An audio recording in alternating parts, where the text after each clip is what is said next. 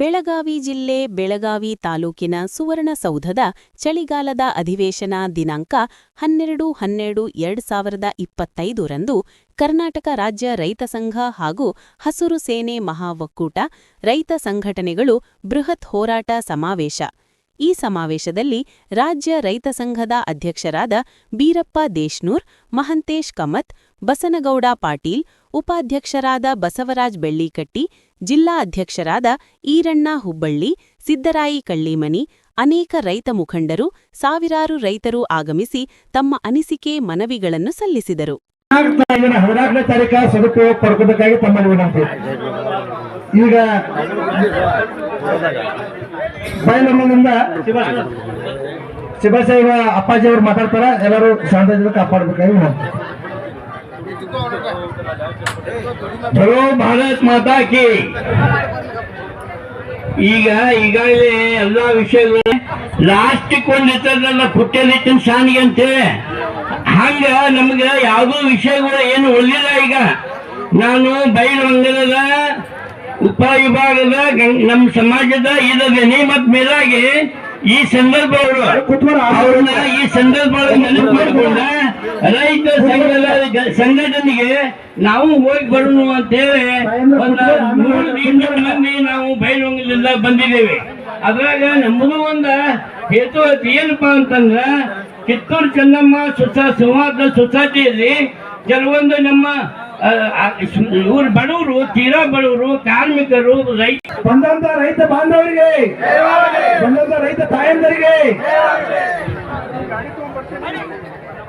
ಕರ್ನಾಟಕ ರಾಜ್ಯ ರೈತ ಸಂಘಕ್ಕೆ ಮತ್ತು ಎಲ್ಲರಿಗೆ ಇವತ್ತು ಎಲ್ಲರೂ ತಮ್ಮ ತಮ್ಮ ಬೇಡಿಕೆ ತಮ್ಮ ಜಿಲ್ಲೆಯ ಸಮಸ್ಯೆ ಅಂತ ಬಂದಿದ್ದಾರೆ. ಊಟ ಮಾಡಿ ಆಯಾ ಸಚಿವರು ಕೂಡ ಆಗಮಿಸಿದರೆ ಕಳಿಸಬೇಕು. ಮತ್ತೆ ಗೋಕುಲ್ ಸರ್, ಗೋಪಾಲ್ ಸರ್ ಅವರಿಗೆ ನಾನು ವಿನಂತಿ ಮಾಡ್ಕೊತೀನಿ, ನಮ್ಮ ರೈತರು ಏನು ಗುಂಡು ಬಾಂಬು ಏನು ತರತಿಲ್ಲ. ತಾವು ಚೆಕ್ ಮಾಡೋದನ್ನು ಬಂದ್ ಮಾಡಿ. ಸಚಿವರು ತಾವು ತಂಬಾಕು ಗುಟ್ಕವನ್ನ ವಿಧಾನಸಭೆಗೆ ಹೋಗ್ತಾರೆ. ಅದೇ ನಮ್ಮ ರೈತರ ಹಕ್ಕ ಎಲ್ಲೆಡಿಗೆ ತಿನ್ನೋದು. ನಾವು ತಿಂದ ನಮ್ಮ ಹೊಲದಾಗ ಹೋಗ್ತೇವೆ. ನಾವು ನಿಮ್ ಸರ್ಕಾರ ಜಮೀನ್ದಾಗ ಹೋಗತ್ತಿಲ್ಲ. ನೀವು ಅದನ್ನ ಬಂದ್ ಮಾಡ್ರಿ, ಇಲ್ಲ ಅಲ್ಲಿ ಚೆಕ್ ಮಾಡಿಬಿಡ್ಬೇಕು. ನಮಗ್ ಹೆಂಗ ರೈತರಿಗೆ ನೀವು ಕಾನೂನು ಮಾಡತ್ತಿಲ್ಲ, ಪ್ರತಿಯೊಬ್ರು ಪೊಲೀಸರಲ್ಲಿ ವಿಧಾನಸೌಧ ಮುಂದೆ, ಸೌರಸೌಧ ಮುಂದೆ ಎಲ್ಲರೂ ಚೆಕ್ ಮಾಡಿ ಹೊರಗಡೆ ಬಿಡ್ರಿ. ಸರ್ಕಾರಿ ಕಚೇರಿದಾಗ ನೀವೇ ನೋಡ್ರಿ, ಯಾರು ಇವತ್ತು ನೋಡ್ರಿ ತಹಸೀಲ್ದಾರ್ ಇರ್ಬೋದು, ಉಪ ತಹಸೀಲ್ದಾರ್ ಇರ್ಬೋದು, ಆರ್ ಇಲಾಖೆ ಇರ್ಬೋದು, ಎಲ್ಲಾರು ಗಾಡಿಗೆ ಹೋಗಿ ನೋಡ್ರಿ, ಅವತ್ತಿಂದ ಹೋಗಿರ್ತಾರೆ. ಅದನ್ನ ಬಂದ್ ಮಾಡ್ರಿ. ನಿಮ್ಮ ಕೆಲಸ ನೀವು ಮಾಡ್ರಿ, ಬೇಡ ಅಂತಿಲ್ಲ. ನೀವು ಇಲ್ಲಿ ಏನ್ ಕೆಲಸ ಮಾಡ್ತಾರಲ್ಲ ಅದನ್ನ ಅಲ್ಲಿ ಮಾಡ್ಬೇಕು. ನೋಡ್ರಿ, ನಿಮ್ಮಂತ ರೈತರ ಏನೇನು ಕಸ್ಬಾದ್ರ ಕಾಟ್ ಕಳಿಸ್ರಿ. ದಯಮಾಡಿ ನಿಮ್ಮಲ್ಲಿ ಹೇಳತ್ತಂತ ಕೇಳ್ರಿ ಸರ್. ಮತ್ತೆ ನಾವು ಉತ್ತರ ಕರ್ನಾಟಕದ ಸಂಪೂರ್ಣ ನೀರಾವರಿ ಆಗಬೇಕು. ಉತ್ತರ ಕರ್ನಾಟಕದ ಆಯಾ ಜಿಲ್ಲೆಗಳಲ್ಲಿರುವಂತ ಡ್ಯಾಮ್ಗಳದ ಸಮಸ್ಯೆ ಐತಿ. ನಮ್ಮ ಹುಕ್ಕೇರಿ ತಾಲೂಕದಲ್ಲಿ 2 ಜಲಾಶಯ, ಒಂದು ಹಿರಣ್ಯಕೇಶಿ, ಒಂದು ಘಟಪ್ರಭಾ ನದಿ. ಇದು ಕೂಡ ರಾಜಾರಾವ್ ರಕ್ಕಮಗೌಡ ಜಲಾಶಯ. ಎಲಿಮೂಲ ಗ್ರಾಮದವರು ಇದ್ರು ಕೂಡ ಅವ್ರವ್ರಿಗೆ ನೀರಿಲ್ಲ, ದುರ್ವಾಡ ಐತಿ. ಅಂತ ಸಮಸ್ಯೆಗಳನ್ನ ಆ ಸಂಬಂಧಪಟ್ಟ ಇಲಾಖೆಗಳು, ಆ ಸಚಿವರು ಬಂದು ಅದನ್ನು ಬಗೆಹರಿಸಬೇಕು. ಏನ್ ಹೇಳ್ತಾರ ವಿಧಾನಸೌಧ ಇಲ್ಲೇ ಇಲ್ಲ, ಮನ್ನಿನೇ 9,000 ಬರೀ ರಾಜ್ಯ ಸರ್ಕಾರಗ. ಕೇಂದ್ರ ಸರ್ಕಾರ ಎಷ್ಟು ಗಣೇಶನ ಆಗಲಿ ನಾವು ಸತತ ಹೋರಾಟ ಮಾಡ್ಕೊಂಡು ಬಂದಿದ್ದೀವಿ. ಸತತ್ ನಾವು ಬಿಜಾಪುರ ಬಂದ್ ಮಾಡಿ, ಗೋಕಾಕ್ ಸುಧಾ ಬಂದ್ ಮಾಡಿ, ಅನೇಕ ಜಿಲ್ಲೆ ಅಲ್ಲೇ ಎಲ್ಲಾ ರಾಜ್ಯಾಧ್ಯಕ್ಷಗಳು ಬಂದ್ ಮಾಡ್ಯಾರ. ನಮ್ಗೆ ಕಬ್ಬಿಗೆ 5,000 ರೂಪಾಯಿ ಬೆಲೆ ಫಿಕ್ಸ್ ಬೇಕು ಸಾಹೇಬ್ರೆ. ನೀವು ಟ್ಯಾಕ್ಸ್ ಕಮ್ಮಿ ತಗೊಂಡು 5,000 ರೂಪಾಯಿ ನಮ್ ಕಬ್ಬಿಗೆ ಕೊಡ್ರಿ. ದ್ರಾಕ್ಷಿ ಬೆಳೆಗಾರಕ್ಕೆ ತುಂಬಾ ಹೈರಾಣ ಐತಿ. 2014 ಒಳಗ 400 ರೂಪಾಯಿ 300 ರೂಪಾಯಿ ಕೆಜಿ. 2014 ಒಳಗೆ ನಾವು ದ್ರಾಕ್ಷಿ ಬೆಳೆ ಮಾರಿದ್ವಿ, ಒಂದು ಪರ್ ಕೆಜಿ ಮನುಕ ಮಾರಿದ್ವಿ. ಇವತ್ತು ಏನೈತಿ 150 ರೂಪಾಯಿ ಕೆಜಿ ರೇಟ್ ಐತಿ. 150 ರೂಪಾಯಿ. ಸರ್ಕಾರ ಏನ್ ಹೇಳಿದ್ ನಮ್ಗೆ ಅವಾಗ, ಸಾಲಿ ಒಳಗೆ ನಿಮ್ಮ ಮಾಲ್ ಎಕ್ಸ್ಪೋರ್ಟ್ ಇಂಪೋರ್ಟ್ ಬಂದ್ ಮಾಡಿದ ಕಾರಣ ಇಲ್ಲೆಲ್ಲ ಮಾಲ್ ಜಾಸ್ತಿ ಆಗ್ತಾ ಇದಾವ. ಅದ್ರಿಂದ ನಿಮ್ಗೆ ರೈತರ ನಮ್ಮ ಸಮಸ್ಯೆಗಳನ್ನ ಒತ್ತು ನಮ್ಮ ಹಕ್ಕೊತ್ತಾಯ ಪತ್ರಗಳನ್ನ ಸರ್ಕಾರಕ್ಕೆ ಸಲ್ಲಿಸಲಿಕ್ಕೆ ನಾವು ಸಮಾವೇಶಗೊಂಡಿದ್ದೇವೆ. ಇವತ್ತು ರಾಜ್ಯದಲ್ಲಿ ಬೆಳೆ ವಿಮೆ ಪದ್ಧತಿ ಕೇಂದ್ರ ಸರ್ಕಾರ ಮೊದಲು ಬದಲಾವಣೆ ಮಾಡಬೇಕು. ಯಾರೋ ಕ್ರಿಕೆಟ್ನವ್ರಿಗೆ ಒಂದು ಕೆನ್ನೆ ಒಂದು ಬೆರಳು ಅನ್ನವನ್ನು ದಾನ ಮಾಡ್ತಕ್ಕಂಥ ರೈತರಿಗೆ ಇವತ್ತು ತನ್ನ ಭೂಮಿಯಲ್ಲಿ ಕೃಷಿಯನ್ನ ಮಾಡ್ತಾ ಆಕಸ್ಮಿಕವಾಗಿ ಮರಣ ಹೊಂದಿದ್ರೆ ಕೇವಲ 2 ರಿಂದ 5 ಲಕ್ಷ ರೂಪಾಯಿ ಕೊಡ್ತಕ್ಕಂಥ ವ್ಯವಸ್ಥೆಯನ್ನು ಸರ್ಕಾರ ಮಾಡಿದೆ. APMCಯಲ್ಲಿ ಮಾಡಬೇಕಾಗ್ತದೆ. ನಾವು ಒತ್ತಾಯ ಮಾಡ್ತಾ ಇದ್ದೇವೆ ಸರ್ಕಾರಕ್ಕೆ, ಕೃಷಿಯನ್ನ ಮಾಡ್ತಕ್ಕಂಥ ರೈತ ತನ್ನ ಕೃಷಿ ಭೂಮಿಯಲ್ಲಿ ಏನಾದ್ರು ಆಕಸ್ಮಿಕವಾಗಿ ಮರಣ ಆದ್ರೆ ಸುಮಾರು 1 ಕೋಟಿ ರೂಪಾಯಿ ದೇಶಕ್ಕೆ ಆ ರೈತರ ಕುಟುಂಬಕ್ಕೆ ಭದ್ರತೆ ಕೊಡಬೇಕು ಅಂತ ಹೇಳಿ ಒತ್ತಾಯ ಮಾಡ್ತೇವೆ ಸರ್ಕಾರವನ್ನು. ಯಾಕೆ ಈ ಘೋಷಣೆ ಮಾಡ್ಲಿಕ್ಕೆ ಸರ್ಕಾರಕ್ಕೆ ಇಷ್ಟವಿಲ್ಲ? ಸರ್ಕಾರ ಇವತ್ತು ಮಾಡಬೇಕಾಗಿರೋದು ಮೂಲ ಕರ್ತವ್ಯಗಳವು. ಇವತ್ತು ಸರ್ಕಾರಿ ನೌಕರಿ ಮಾಡಿದಂಥವ್ರಿಗೆ ಶಾಸಕರಾಗಿ ಕೆಲಸ ಮಾಡಿ, ಮಂತ್ರಿಯಾಗಿ ಕೆಲಸ ಮಾಡಿ, ಮುಖ್ಯಮಂತ್ರಿಯಾಗಿ ಸರ್ಕಾರದೊಳಗಡೆ ಕೆಲಸ ಮಾಡೋದು ಎಲ್ಲರೂ ಕೂಡ ಪಿಂಚಣಿ ವ್ಯವಸ್ಥೆಯನ್ನು ನೀವು ಮಾಡ್ಕೊಂಡಿದ್ದೀರಿ. ಆದ್ರೆ ಈ ದೇಶಕ್ಕೆ ಅನ್ನ ಕೊಡ್ತಕ್ಕಂಥ ಅನ್ನದಾತರಿಗೆ ನಿಮಗೆ ಮತವನ್ನು ದಾನ ಮಾಡ್ತಾ ಇದೀವಿ, ಒಂದ್ ಕಡೆ ಪ್ರತಿದಿನ ಅನ್ನವನ್ನು ಕೂಡ ದಾನ ಮಾಡ್ತಾ ಇದೀವಿ. ನಮಗೆ ಯಾಕೆ ಪಿಂಚಣಿ ವ್ಯವಸ್ಥೆ ಇಲ್ಲ?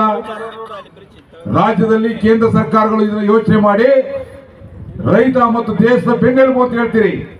ಆದ್ರೆ ಈ ದೇಶದ ಬೆನ್ನೆಲುಬಾಗಿರ್ತಕ್ಕಂಥ ರೈತರಿಗೆ ಪಿಂಚಣಿ ವ್ಯವಸ್ಥೆಯನ್ನು ಮಾಡಬೇಕು ಅಂತ ಹೇಳಿ ಸರ್ಕಾರವನ್ನು ಒತ್ತಾಯ ಮಾಡ್ತೇವೆ. ಇವತ್ತು ದೇಶದಲ್ಲಿ ಪ್ರತಿ ಅರ್ಧ ಗಂಟೆಗೊಬ್ಬ ರೈತ ಆತ್ಮಹತ್ಯೆ ಮಾಡ್ತಕ್ಕಂಥ ಪರಿಸ್ಥಿತಿ ನಿರ್ಮಾಣ ಆಗ್ತಾ ಇದೆ.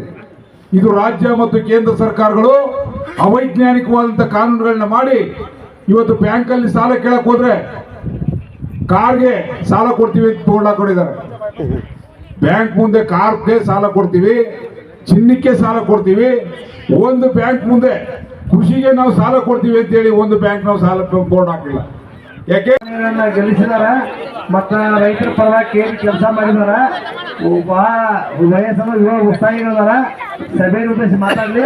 ನೋಡ್ರಿ, ಊಟದ ವ್ಯವಸ್ಥೆ ಐತಿ, ಸಮಾಧಾನ ಅಲ್ಲಿ ಕುಂದ್ರಿ. ನಂಬರ್ ಹಚ್ಚುವಂತ ಗಲಗಲ ಮಾಡಕ್ ಹೋಗ್ಬೇಡ್ರಿ. ಇದು ಹಂಗ ವೇದಿಕೆ ಸ್ಟಾರ್ಟ್ ಇರ್ತೈತಿ, ಅದಕ್ಕ ಸ್ವಲ್ಪ ಕುಂದ್ರಿ ಎಲ್ಲಾರು. ಇವತ್ತಿನ ದಿವಸ ಕರ್ನಾಟಕ ರಾಜ್ಯ ರೈತ ಸಂಘಗಳ ಒಕ್ಕೂಟ ಇವರ ನೇತೃತ್ವದಲ್ಲಿ ಇವತ್ತಿನ ದಿವಸ ಏನು ಬೆಳಗಾವಿ ಸುವರ್ಣಸೌಧದಲ್ಲಿ ನಡೀತಿರ್ತಕ್ಕಂಥ ಚಳಿಗಾಲ ಅಧಿವೇಶನದಲ್ಲಿ ಸೇರಿರ್ತಕ್ಕಂಥ ಎಲ್ಲ ಆಡಳಿತದ ಅಧಿಕಾರಿಗಳಿಗೆ ಹಾಗೂ ನಿಮ್ಮಲ್ಲಿ ಇರಬಾರ್ದು. ನೀವೊಂದು ಇಸಿಕೊಂಡಿದ್ದ ಅಪರಾಧ, ಮೊದಲು ಮೆಡಿಸಿನ್ ಇಸಿಕೊಂಡಿದ್ದು ನೀವು ಮಾಡಿರ್ತಕ್ಕಂಥ ಅಪರಾಧ, ಅದನ್ನು ನೀವು ಗಮನಕ್ಕೆ ತಗೊಳ್ಬೇಕು. ಪೊಲೀಸ್ ವರಿಷ್ಠಾಧಿಕಾರಿಗಳು ಯಾವ ರೈತರ ಏನದು ಮೆಡಿಸಿನ್ ಅದಲ್ಲ, ಅದನ್ನ ಇಸಿಕೊಳ್ತಕ್ಕದ್ದಲ್ಲ. ನೀವು ಹೆಂಗ್ ಮಾಡಕತ್ತೀರಿ ಅಂತಂದ್ರ ಕಳ್ಳರನ್ನ ಕಾಣಕತ್ತೀರಿ ರೈತರನ್ನ.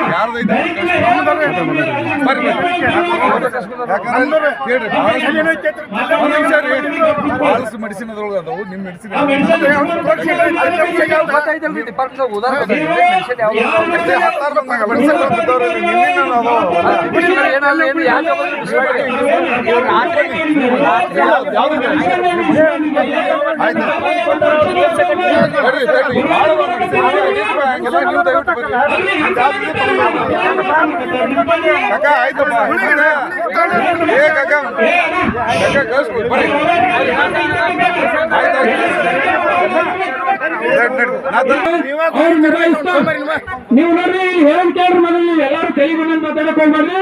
ಅವ್ರು ಏನು ಅಪರಾಧವನ್ನು ಮಾಡಿದಾರಲ್ಲ ಅದನ್ನ ಅವರು ಅನುಸರಿಸ್ತಾರೆ. ಆ ನೀತಿನೊಳಗೆ ಅವ್ರು ಇಲ್ಲಿ ತಂದು ಕೊಡ್ತಾರೆ.